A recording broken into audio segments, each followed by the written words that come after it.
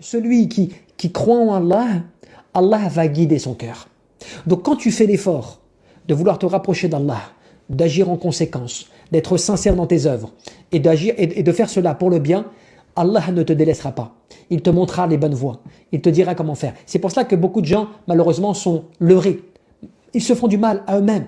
Ils pensent qu'ils ne font pas de bien, donc finalement, ils n'ont pas à faire plus, voire ils n'ont pas de raison de changer, puisque bon, voilà, ils sont de telle ou telle manière, ou ils pensent de telle ou telle manière. Tout cela, c'est pas vrai. C'est Satan, c'est Shaitan qui fait son travail afin de t'éloigner de la bonne voie. Ce qu'il espère, lui, c'est quoi? C'est que tu t'égares et que tu partes dans cet état.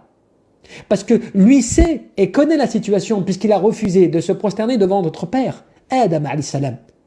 Devant notre père Adam.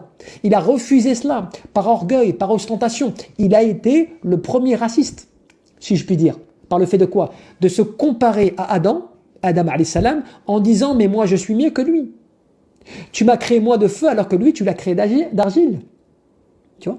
Et donc, Allah Jalla fi'ala, pour cela, eh bien il l'a banni. Bon gré mal gré qu'il était parmi les anges, bon gré mal gré qu'il connaissait Allah subhanahu wa ta'ala, regardez bien l'orgueil. L'orgueil, c'est ce qui t'empêche de croire.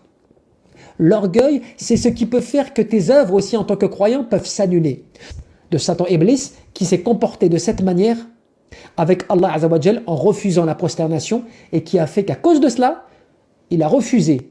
Et le refus l'a poussé à l'orgueil. Aba wastakbar. Il a refusé. Il s'est enorgueilli en pensant qu'il était meilleur. Et à cause de cela, il est sorti de la miséricorde d'Allah. Et il est sorti de tout cela. Alors qu'il était, faut pas l'oublier, bien plus convaincu que nous. Puisque lui, il était dans une situation du monde de l'invisible. Il était parmi les anges. Il voyait Adam alayhi salam à sa création. Il a vu la création de Adam alayhi salam. Il a été, voilà, vous imaginez la situation. Et pourtant, avec cela, il a refusé et il s'est enorgueilli. Alors comment est-ce que toi, en tant qu'être humain, dans ce bas monde, déficient, tu vois, n'ayant pas les capacités et n'ayant pas la certitude visuelle et physique de toucher l'au-delà, eh bien tu ne peux pas être dans cette mise en garde. Tu ne peux pas être en réalité constamment aux aguets et faire attention.